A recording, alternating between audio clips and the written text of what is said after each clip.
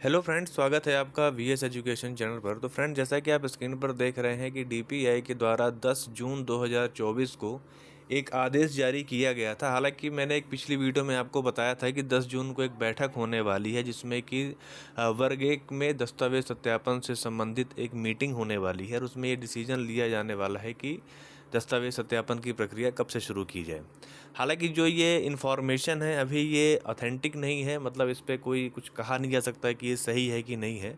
लेकिन जो भी आदेश है उसके आधार पे मैं बता रहा हूँ कि यहाँ पर ये बात कही जा रही है कि कर्मचारी चयन मंडल द्वारा आयोजित उच्च माध्यमिक शिक्षक चयन परीक्षा वर्ष 2023 के परीक्षा परिणाम के आधार पर चयनित अभ्यर्थियों को सूचित किया जाता है। ध्यान रखिएगा, यहाँ पर चयनित अभ्यर्थी शब्द का प्रयोग किया गया है कि नियोजन प्रक्रिया अंतर्गत एमपी ऑनलाइन पोर्टल टीआरसी पर प्रोफाइल पंजीयन एवं दस्तावेज अपलोड संबंधी कार्यवाही दिनांक 14 जून 2024 से प्रारंभ की जा रही है। काउंसलिंग की समय सारणी निम्नानुसार है। प्रोफाइल पंजीयन, दस्तावेज अपलोड एवं शाला विकल्प चयन दिनांक 14 जून से लेकर के 18 जून तक करना है। दस्तावेज सत्यापन जिला स्तर पर दिनांक 21 जून 2024 से दिनांक 23 जून 2024 तक होगा। दस्तावेज अपलोड के साथ ही शाला विकल्प चयन भी किया जाना है। अतः समस्त चयनित अभ्यर्थियों को सूचित किया जाता है कि उन्हें समस्त शालाओं का अनिवार्यतः चयन करना है। निर्धारित दिनांक में कार्यवाही पूर्ण करें। उक्तानुसार कार्यवाही समय सीमा में पूर्ण नहीं करने की स्थिति में अभ्यर्थी चयन प्रक्रिया से बाहर हो जाएगा एवं उनकी नियुक्ति के संबंध में विचार नहीं किया जाएगा। अभ्यर्थियों को सलाह दी जाती है कि वे निरंतर एमपी ऑनलाइन पोर्टल देखते रहें। तो फ्रेंड्स, यहाँ पर सबसे बड़ी चीज़ जो है वो समझने वाली ये है कि बहुत बहुत बधाई जो चयनित उम्मीदवार हैं उनके लिए। जो उनकी जो प्रतीक्षा की घड़ी थी वो लगभग अब समाप्त होती नज़र आ रही है। लेकिन यहाँ पर एक चीज़ और आपको ध्यान देना है कि जो चयनित अभ्यर्थी हैं उन्हीं की बात यहाँ पर की जा रही है। हालांकि अभी चूँकि ये जो इन्फॉर्मेशन है वो ऑथेंटिक है कि नहीं, इसके बारे में मैं कोई कमेंट नहीं करूँगा। हो भी सकता है कि इन्फॉर्मेशन अभी अफवाह भी हो, और ज़्यादातर चांसेस यही है 80% की इन्फॉर्मेशन सही है। लेकिन फिर भी जो उड़ती उड़ती बातें आ रही मैं उस पर बात करूँगा।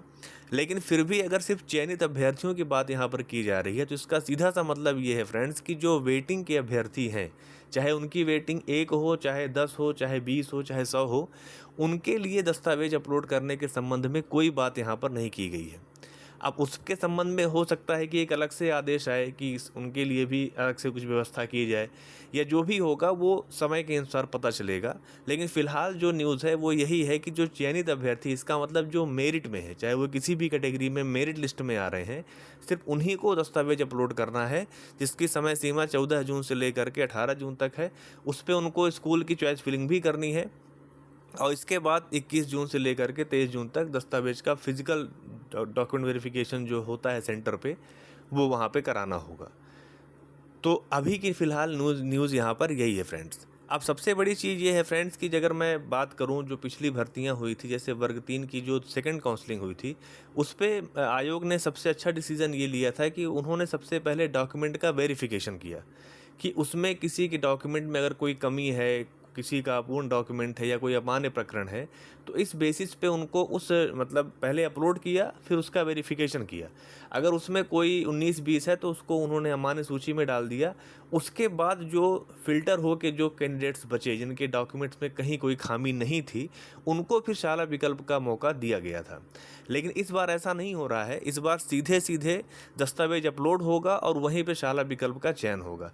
अगर वो फिजिकल में बाहर हो जाते हैं या उनका अमान्य प्रकरण में डाल दिए जाते हैं तो फिर वो उस रेस से, या कह सकते हैं उस प्रक्रिया से बाहर हो जाएंगे, और जो फिर बचे हुए कैंडिडेट्स होंगे उनको वहाँ पे ज्वाइनिंग मिलेगी।